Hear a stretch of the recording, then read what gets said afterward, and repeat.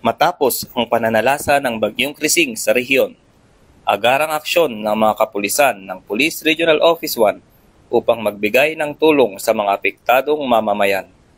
Nagsagawa ang mga kapulisan ng iba't ibang humanitarian assistance tulad ng evacuation, relief distribution, clearing operations, at libreng sakay sa mga lugar na sinalanta ng matinding ulan at pagbaha dulot ng bagyo.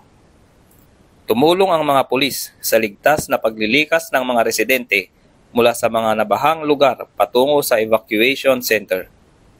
Kasama rin dito ang pamamahagi ng relief goods, katuwang ang lokal na pamahalaan at iba pang ahensya.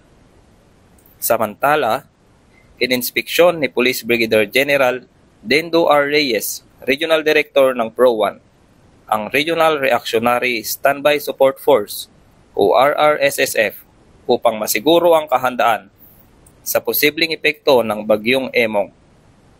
Layunin ng inspeksyong ito na matiyak ang kahandaan ng mga kagamitan at masiguro ang mabilisang pag-deploy ng mga tao. Sa kabila ng pagod at panganib, tiniyak ng kapulisan na hindi nila pababayaan ang sambayanan. Sa gitna ng unos, mananatiling, maaasahan, malalapitan at mapagkakatiwalaan ang kapulisan. Mula dito sa Ilocos Region, ako ang inyong training correspondent, Police Corporal Mark Anthony Pico, alagad ng batas, tagataguyod ng Balitang Pulis.